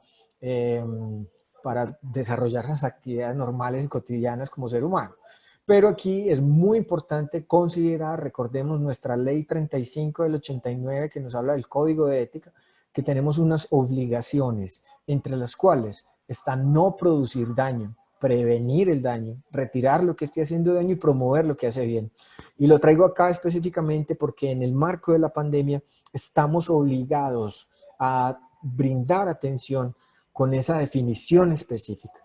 Les reitero, casi el 80% de los pacientes que pueden ser portadores son asintomáticos y el solo hecho de recibirlos en el consultorio, evadiendo una norma de restricción en la que se nos dice no se pueden atender consultas ambulatorias o de libre elección, podemos poner en riesgo los pacientes que sí requieren atención en este momento desde el punto de vista de la atención urgente o priorizada. Entonces, imagínense ustedes en ese escenario donde usted es un paciente, lo invitan a que vaya a una cita ambulatoria porque usted es un paciente que necesita un aclaramiento dental, etcétera, etcétera, y lo contaminan con coronavirus. Y usted lo último que recuerda en relación con sus contactos externos cuando hacen la trazabilidad del cerco epidemiológico, yo fui a odontología y en odontología me hicieron un tratamiento. De ahí se deriva una serie de elementos que van a conducir a una, digámoslo, una situación muy compleja para ese profesional, en términos penales, en términos civiles, incluso en términos éticos. Y es lo más importante en este momento que tengamos consideración nosotros mismos como profesionales. No es una amenaza, es simplemente recordarles que nosotros, por el hecho de prestar un servicio público que está a cargo del Estado, tenemos unas obligaciones. Y dentro de esas obligaciones está la valoración de los riesgos y equilibrarlos o sopesarlos en relación con los beneficios. ¿Qué tanto me va a beneficiar a mí como profesional independiente o IPS atender pacientes ambulatorios electivos, con consulta electiva, en el marco de una pandemia? ¿Qué riesgos puede tener eso? Y aquí entran a jugar dos conceptos que son muy importantes y quiero traerlos a consideración pues de todos ustedes, y es el de la probidad y la prudencia, que son dos de los elementos fundamentales en el ejercicio del derecho con los cuales nosotros tenemos que partir en la implementación de acciones orientadas a la atención de nuestros pacientes. Su comportamiento, nuestro comportamiento como profesionales y la honradez con la que realicemos esas actividades. Y adicionalmente, esa capacidad que tenemos de sopesar, insisto, los riesgos en relación con los beneficios, donde tenemos que modificar conductas para minimizar esos perjuicios que pueden presentarse o esas situaciones que nos pueden conducir a unas actividades innecesarias en este momento, como una demanda mínimo, civil o penal por daños y lesiones personales, pero la más delicada de todas, una demanda por lo ético. En noviembre del 2019 se publica la resolución 3100, que es la que nos habla del Sistema Único de Habilitación. Recordemos que en este momento tenemos esas dos normas, la 2003 y la 3100, pero específicamente esta norma nos trae o nos ratifica la seguridad del paciente como un eje transversal en la prestación de servicios de salud para todos los prestadores. Es decir, la seguridad del paciente se ratifica como un elemento estructural en la prestación de los servicios de salud y así se hace explícita durante toda la norma. desde todos los estándares, desde todos los enfoques, por donde se lea, por donde se mire, por donde se estudie, la seguridad del paciente es un eje transversal. En los estándares de habilitación específicamente, el propósito fundamental, lo decía el doctor hace un instante, es la prestación de servicios de salud en forma segura. Yo modificaría ese concepto a la prestación de servicios en forma confiable, porque eso es lo que significa seguridad. Cuando uno va al diccionario, busca seguridad, hay diferentes acepciones y una de ellas, la que más me gusta a mí, por ejemplo, es que ofrece confianza. Póngase usted en la posición de paciente. ¿Usted cómo quiere ser atendido en este momento? En este momento de pandemia y después de que pase todo esto, cuando regresemos a una, entre comillas, normalidad diferente. Porque ya la historia, como lo conocíamos antes de la promulgación de pandemia, ya esa historia es pasado, literal. Ahora tenemos que pensar en una nueva forma de atender pacientes en odontología y por eso es mi orientación, mi llamado a que hablemos de seguridad en la práctica odontológica. Y en el estándar de procesos prioritarios, pues nos hablan de 11 buenas prácticas obligatorias, más los elementos conceptuales y de implementación desde el punto de vista de la gestión.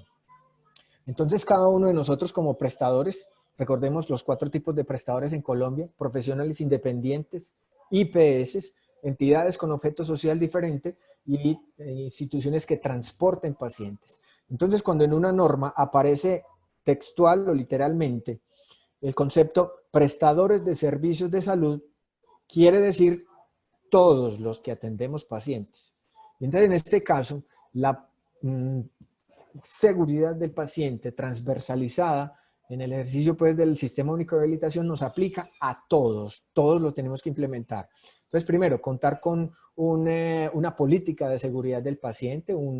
Debe tener actividades permanentes de capacitación en seguridad. Debe tener un referente que oriente pues, toda la gestión relacionada con seguridad del paciente. Debe haber una promoción de la cultura de seguridad y aquí es una invitación o reiterar la invitación que les hacía el doctor Miguel Ángel al inicio de esta conversación, y es que a través de la sala situacional queremos compartir con ustedes una herramienta que incluso ustedes mismos van a poder utilizar para darle cumplimiento a ese punto 5 del Sistema Único de Habilitación. Muchos ya lo tienen implementado, pero la idea es que entre todos trabajemos conjuntamente entregando herramientas, ideas, propósitos para que trabajemos como gremio. Entonces, con la implementación de esa estrategia, usted puede estar ya dando evidencia de que cumple con ese criterio del Sistema Único de Habilitación. Y en el numeral 4, específicamente las buenas prácticas que son obligatorias para todos los prestadores, pues ya no son 10, sino 11 obligatorias, de las cuales nos aplican a nosotros varias de ellas. Empecemos, por ejemplo, con esta, asegurar la correcta identificación del paciente en los procesos asistenciales. Ahorita, hace un instante, la doctora Idalit les hablaba de una encuesta previa. Esa es una de las herramientas con las que ustedes implementan esta buena práctica de seguridad del paciente en el marco de la pandemia. Identificar a sus pacientes correctamente. No es solamente el nombre y el apellido o el documento de identidad. Es, en el marco de la pandemia, insisto, identificar condiciones de salud general y de salud bucal a través de una encuesta que usted debe dejar registrada en una herramienta tipo Excel y en la historia clínica.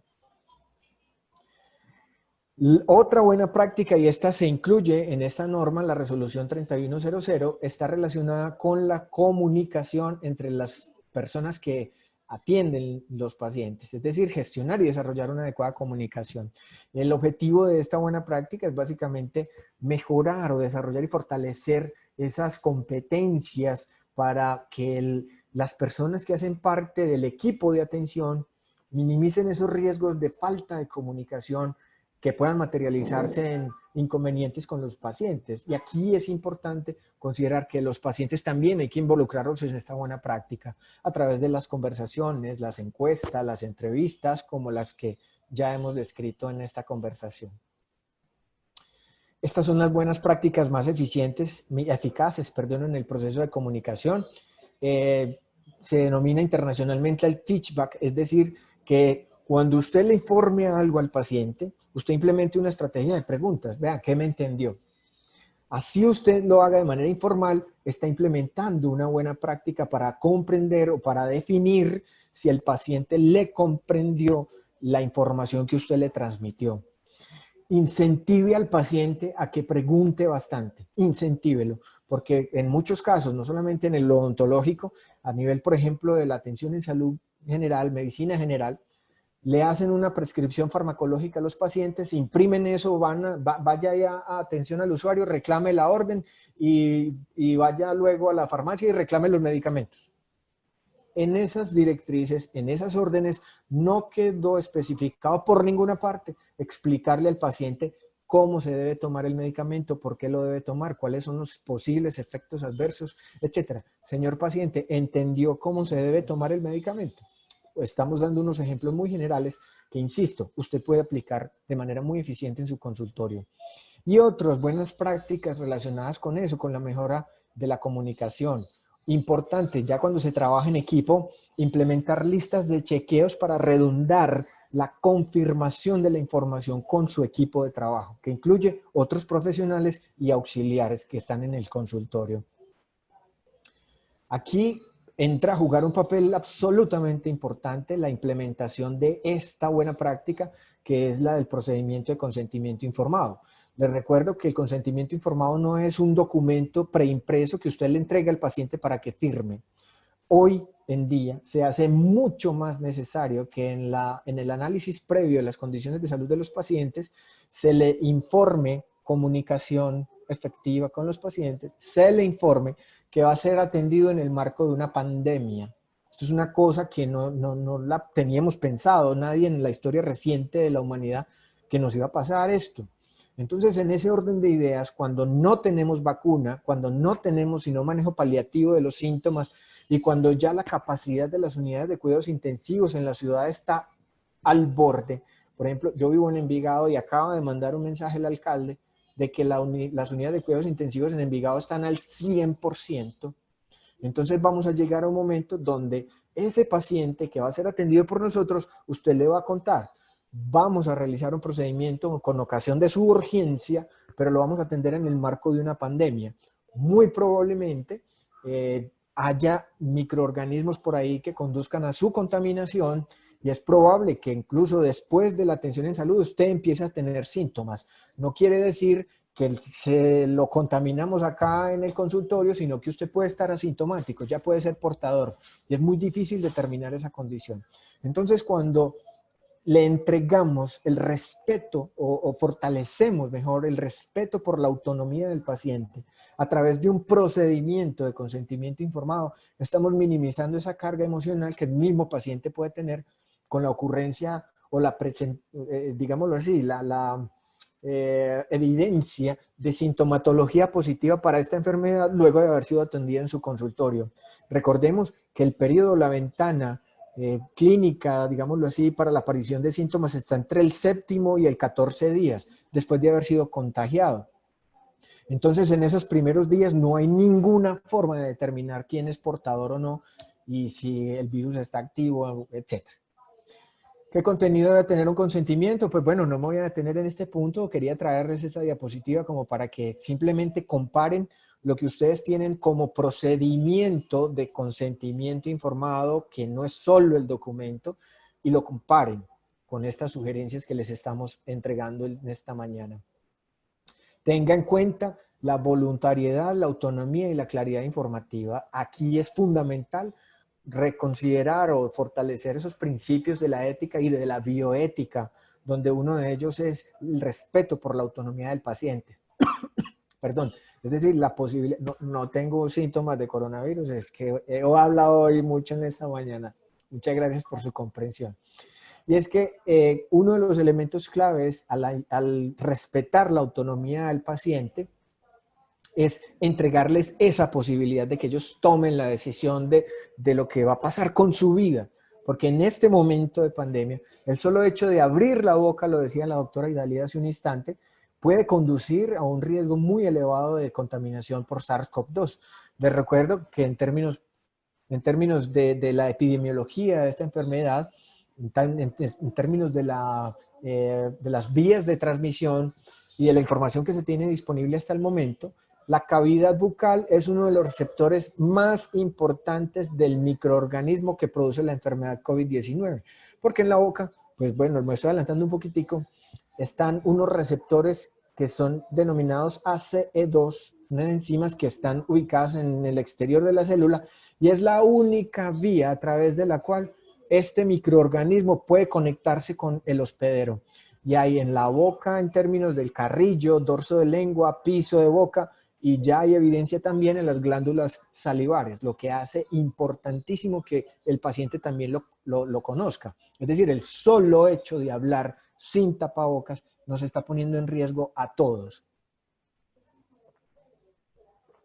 Y este punto muy importante que les señalo ahí, y es que en el procedimiento de consentimiento informado incluyan las obligaciones del paciente. Díganle a qué está obligado y que quede explícito. Y usted puede incluir ahí obligado a pagar lo que vale el tratamiento, obligado a contar la información de manera veraz, obligado a implementar las recomendaciones que usted le hace desde el punto de vista técnico profesional, a adherirse al tratamiento propiamente hecho que usted le emita. Y eso tiene que quedar reflejado en algún lugar, específicamente el procedimiento de consentimiento informado y la historia clínica. Dábamos un ejemplo hace un instante de mejorar la seguridad en la utilización de medicamentos como una buena práctica en seguridad del paciente. Importante recordar que no hay vacuna disponible en este momento. No hay vacuna. No hay tratamientos específicos para la COVID-19 en el mundo en este momento. No lo hay. Hay un manejo paliativo de algunos signos y síntomas por la criticidad con la que la historia de la enfermedad evoluciona en cada uno de los pacientes. Pero en estos términos, el manejo que usted le haga a sus pacientes, obviamente van a haber infecciones asociadas a condiciones de salud bucal o dolor, etcétera, y usted deberá hacer una prescripción de un manejo farmacológico, antibiótico o analgésico.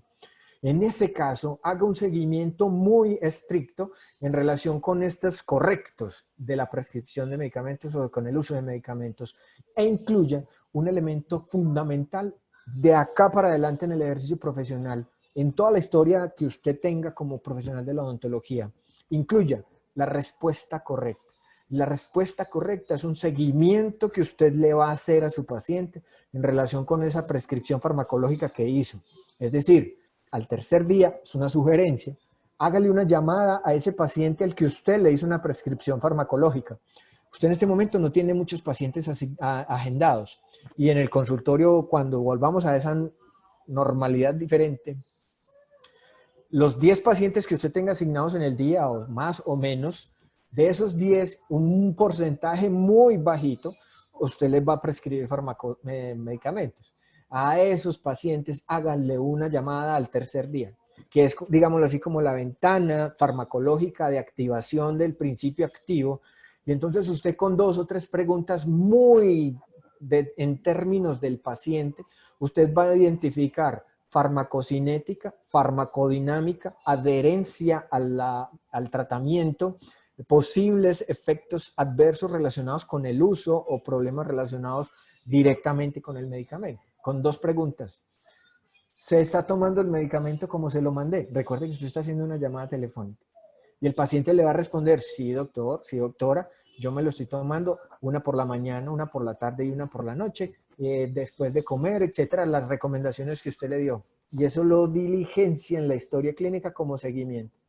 Otra respuesta va a ser, por ejemplo, sí, doctor, claro, yo me la tomé, pero como me sentí mejor, ayer la suspendí porque ya estoy más desinflamado. Usted ya con esta respuesta, usted sabe que hay falta de adherencia, que entonces el tratamiento no va a ser completo y esa descripción, por esa obligación incumplida del paciente, usted la va a dejar explícita en la historia clínica. Mejorar la seguridad en los procedimientos quirúrgicos. Tenemos que sacar dientes, tenemos que hacer incisiones, tenemos que hacer drenajes, tenemos que hacer endodoncias, etcétera. Y todos estos procedimientos debe registrarlos muy adecuadamente en la historia clínica, pero asegure los procedimientos quirúrgicos correctos, en el paciente correcto y en el sitio correcto. Recordemos que uno de los riesgos que tenemos nosotros en odontología es, entre otros, sacar el diente que no es, una disección nerviosa, hacer una incisión sin control y que haya un desgarro del colgajo, etc. Buscar permanentemente prevenir las infecciones del sitio quirúrgico antes y después del procedimiento, pues ya de pronto tenemos claridad de eso. O con el concepto de seguridad en el procedimiento anestésico, a pesar de que nosotros utilizamos un producto en una modalidad infiltrativa localizada, hay muchos reportes de efectos adversos, lo que nos conduce a que implementemos estrategias para conversar con el paciente, para implementar acciones específicas en relación con este procedimiento de la aplicación de anestesia. Y esto tiene mucha relación también con el consentimiento informado. Y quisiera sugerirles y recomendarles la implementación de una lista de chequeo de cirugía segura, que es una serie de preguntas antes, durante y después del procedimiento quirúrgico, orientada a eso, a la minimización de los riesgos y al control de todos esos factores que pueden conducir a la materialización de daño o lesiones con los pacientes. Les presento a mi hija, me va a ayudar pasando las diapositivas. Acabo de terminar la clase. Es muy importante involucrar a los pacientes en la propia seguridad. Es decir, esto es un elemento clave en relación con la prestación de los servicios. Insisto, la seguridad no es exclusivamente del paciente, la seguridad es del proceso integral del proceso de atención en salud y el paciente como el objetivo fundamental de la práctica profesional debe involucrarse en el proceso de atención propiamente dicha. Es decir, hay que estimularlos para que participen, para que comuniquen, para que pregunten, etc. Y usted puede implementar herramientas como folletos, recomendaciones, conversaciones, encuestas, y actualmente se ha venido desarrollando el concepto no, la subdisciplina, digámoslo así, de la teleodontología como una de las herramientas más importantes de acercamiento, entre comillas, con los pacientes en el marco de un confinamiento obligatorio. Acá una buena práctica a implementar sería esas conversaciones que ustedes van a hacer previas con sus pacientes para identificar condiciones de salud general relacionadas con sistémicas y relacionadas con la enfermedad propiamente dicha del coronavirus, y adicionalmente los relacionados con las condiciones de salud bucal. Este es el punto clave que nos trae acá encerrados en el marco de una pandemia, infecciones, y voy a pasar rápidamente porque estos conceptos de pronto se han escuchado muchísimo, hemos recibido muchas capacitaciones. Les insisto, lo que queremos entregarles a ustedes se basa en evidencia científica. Les sugiero, los recomiendo que consulten el Consenso Nacional de la Sociedad Colombiana de Infectología, donde están todas las recomendaciones basadas en evidencia para la atención de pacientes en odontología en el marco de la pandemia. Es un trabajo hermoso que tuve la fortuna de participar con otro grupo de personas a nivel nacional, incluso de acá de Antioquia, el doctor Uweima Rivera, el doctor Carlos Mario Gómez, la bacterióloga Sandra, que somos de la Facultad de Odontología, pero entonces los invito a que se dirijan a ese documento, que es muy práctico, es muy fácil y aclaramos muchos conceptos que de pronto para muchas personas todavía siguen vigentes. Les hablaba la doctora Idalía hace un instante de esta jerarquía de controles. Esta es la infografía específica que la OPS emite en relación con la explicación. Pero acá les quiero especificar en cada uno de esos elementos de la jerarquía de controles, usted cómo va a implementar eso en su consultorio. Y recuerden, los lineamientos que ha dispuesto el Ministerio de Salud para la implementación de actividades asistenciales nos obliga a todos los prestadores a desarrollar esta jerarquía de controles de manera efectiva. Es decir, cuando usted implementa cada uno de estos elementos que están en las viñeticas, usted está desarrollando jerarquización de controles. No está incluido acá el vértice de la pirámide invertida, la punta, que es los elementos de protección personal, porque voy a profundizar un poquitico más adelante. Esta es la ruta o un esquema muy general en relación con la atención odontológica que publicamos en la revista Infectio de la Asociación Colombiana de Infectología y que nos puede dar mucha claridad en relación con qué es eso de la jerarquía de controles y cómo se implementa. Adicionalmente, pues para reiterar, involucrar a los pacientes en el proceso de control de infecciones en este momento, hay unos elementos muy sencillos pues de implementar, incluyendo ese de que cuando llegue a su consulta le ofrezca un enjuague bucal con algún tipo de antiséptico bucal, como por ejemplo cloruro de cetilpiridino, yodopovidona, peróxido de hidrógeno, etc. Esto, una pregunta que me han hecho en muchas ocasiones, esto no elimina el virus, estos enjuagues, lo que hace es disminuir la carga microbiológica que hay al interior de la boca para que cuando se produzcan los aerosoles en un control de la consulta odontológica, pues en un consultorio, cuando se produzcan esos aerosoles salgan con menos cantidad de microorganismos. No va a haber eliminación total, vamos a estar en contacto con otros microorganismos, no solamente el SARS-CoV-2.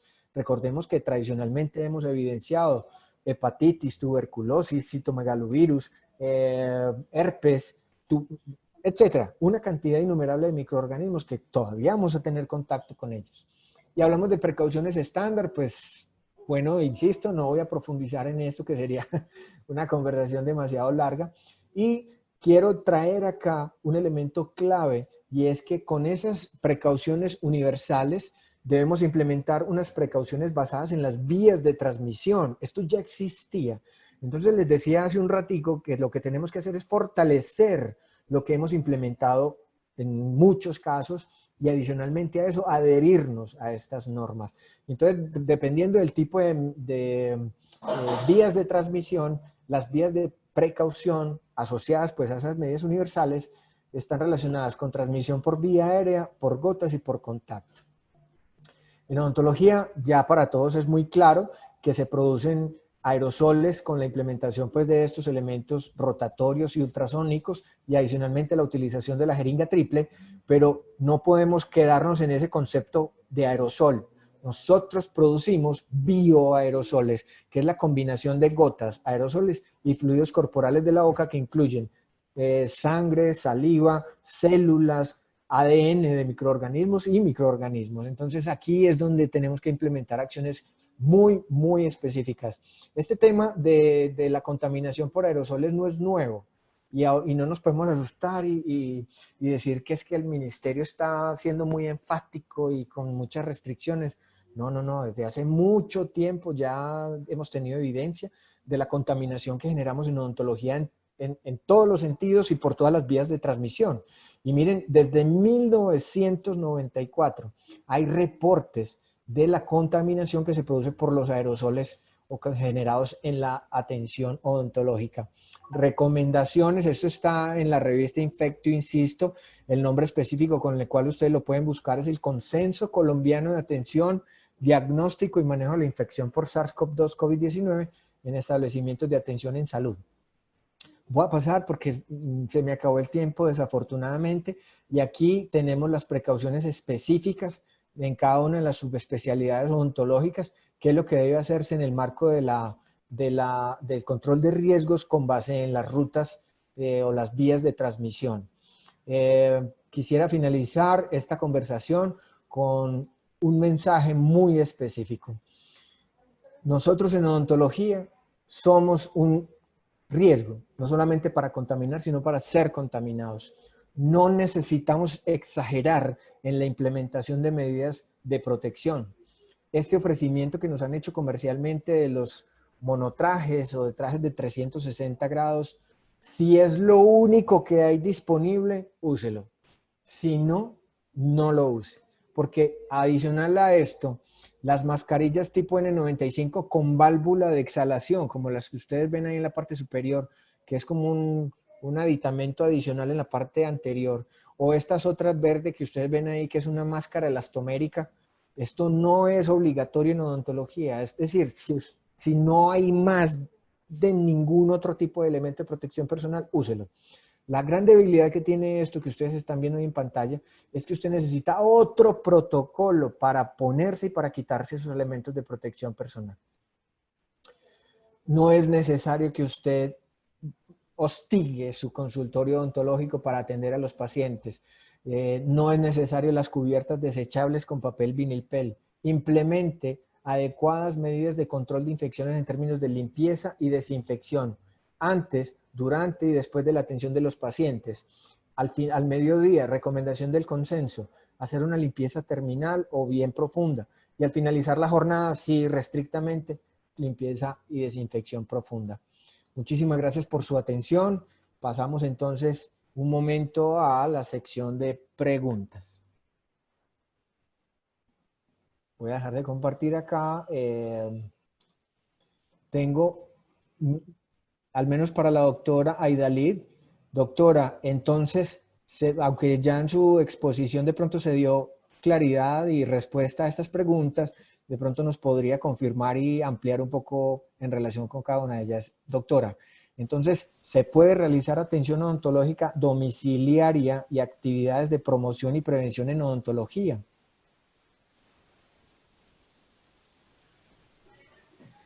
Claro que sí, doctor. Atención domiciliaria se puede realizar en odontología porque, como ya lo dije, en acciones de PIP. ¿La pregunta es de PIP? Exactamente, doctora. Ah, sí. O domiciliaria, claro que se puede realizar, porque lo que está restringido es PIP institucional. O sea, ahí sí no. Pero domiciliaria, claro, porque como lo decía ahorita, con el equipo multidisciplinario de salud, pues ellos van preparados, saben qué personas hay en la vivienda, qué edades, qué patologías crónicas tienen y ya le pueden dar la consulta de PIP, pues un abordaje integral a toda la familia. Entonces sí se puede realizar. La idea es que ese paciente que solicitó la atención de urgencias domiciliarias no se movilice a la institución. Eso está respaldado en la resolución 521 y precisamente se trata de eso, de que nosotros vayamos hasta el domicilio para proteger esa población que está en riesgo de infectarse, esa población vulnerable, que son los mayores de 60 años, los pacientes que están inmunosuprimidos, que presentan cáncer o cualquier otra patología, los niños o los pacientes menores de edad. Entonces, es precisamente protegerlos a ellos, evitar pues, la movilización para, pues precisamente en esta época, evitar el contagio. Entonces, nosotros somos los que tenemos la obligación de ir hasta la vivienda, hasta el domicilio y prestarles ese servicio de salud. Muchas gracias, doctora. Hay otra pregunta que nos dice, pacientes con diagnóstico de COVID con urgencia odontológica que no da espera, ¿qué recomendaciones tiene la Secretaría de Salud para estas atenciones? Bueno, lo importante es pues tratar de que el paciente sí dé espera. O sea, ¿cómo? Como lo decía ahorita el doctor Diego, con medicamentos. O sea, hay que tratar de suministrarle medicamentos porque no da espera, le duele mucho. Tratar de mantenerlo con acetaminofén, con antibióticos, pues con los... O sea, para que dé la espera necesaria de los 14, 21 días hasta que él no presente los síntomas o ya no tenga pues el COVID. Porque claro, eso sería contagio, sería pues... Y además de eso, si es necesario, si el paciente no se aguanta, si no se puede esperar esos 14, 21 días, pues ahí sí tendría que ser que se acorde pues con la EAPB para mirar en qué institución se debe prestar la atención. Y aparte de eso, la EAPB debe garantizar el transporte al paciente, porque no se puede pues que el paciente se movilice libremente por la ciudad y ir de una institución a otra, pues contagiando, y aparte de eso, porque se gana sanciones también, el paciente ya tiene sanciones en este momento. Entonces la EAPB es la que le debe garantizar el transporte y debe decirle pues a qué institución, pues lo debe llevar a la institución a la cual se le debe prestar el servicio. Pero lo ideal sí es tratar al paciente con medicamentos que espere pues hasta el momento en que se pueda atender. Doctora, trasladarse con una cantidad de equipos de una casa a otra es más seguro que atender a alguien en un consultorio con todos los protocolos adecuados. Pues el traslado se hace siempre, pues la institución se encarga o la EAPB se encarga. Eso no es que se encargue, no es que ustedes se vayan a trasladar en un taxi No, la institución les debe garantizar ese transporte en una unidad móvil. Deben, pues si tienen equipo portátil, obviamente eso necesita un transporte seguro. No pueden estar precisamente por todos los lados y pues no. De eso no se trata de que todo sea algo acordado con la EAPB, con la institución, para que se pueda prestar el mejor servicio y minimizar el contagio. Perfecto. Hay algunas personas que están solicitando el acceso o la ruta para acceder al documento del consenso de la Asociación Colombiana de Infectología. La doctora Liliana nos acaba de publicar allí un enlace, se los acabo de la doctora Liliana Duque, se los acaba de pasar también en el chat está. El enlace para que ustedes accedan a esa información, no tienen ningún costo para que no se dejen engañar. Otra pregunta, doctora, por aquí es, ¿y si la urgencia es una pulpitis irreversible y el paciente es COVID positivo? Por eso, como les digo, si el paciente no se puede aguantar el dolor, tocó, pero lo ideal es que se manejarlo con medicamentos. Eso es lo ideal. O sea, no nos podemos exponer, pues nos estamos exponiendo nosotros, el personal de salud, no, la idea no es esa, la idea es que tratar de espere lo máximo lo que se pueda, porque no, como les digo, empezando desde el transporte, una persona COVID positivo no se puede estar desplazando pues de una parte a otra, tiene que estar en aislamiento preventivo. Bueno, hay otras preguntas relacionadas específicamente con medidas de protección en relación con el control de las infecciones. Preguntan por acá, uso de ventiladores en los consultorios.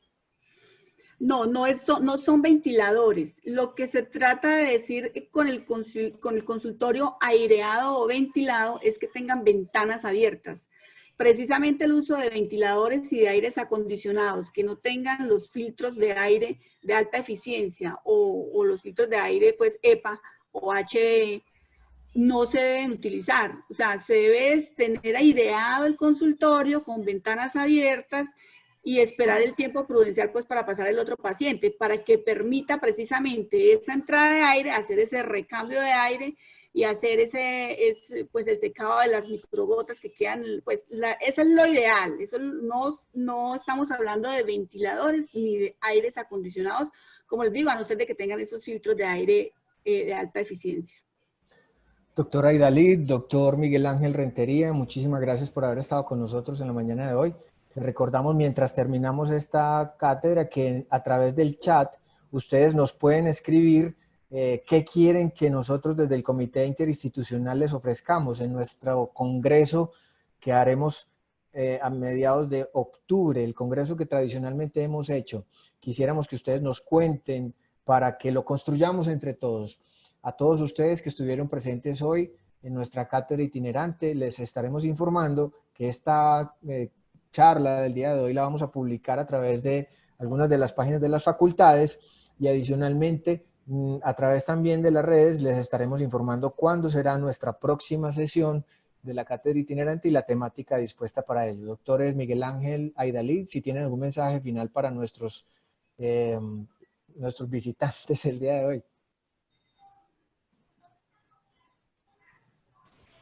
Bueno, como Secretaría de Salud Municipal, la invitación es que a todo el gremio odontológico seamos conscientes de la situación que estamos pasando hoy en día, seamos conscientes de que los lineamientos del ministerio, los documentos que salen desde la Secretaría Seccional de Salud de Antioquia y todo el acompañamiento que venimos haciendo desde la Secretaría de Salud de Medellín es con el objetivo de evitar contagios dentro de la población en la consulta odontológica. Entonces la invitación es clara, precisa, vamos a seguir estos lineamientos y nos vamos a adherir a todo lo que dice el ministerio con respecto a esto. La invitación desde la Secretaría Municipal es esa, como gremio odontológico.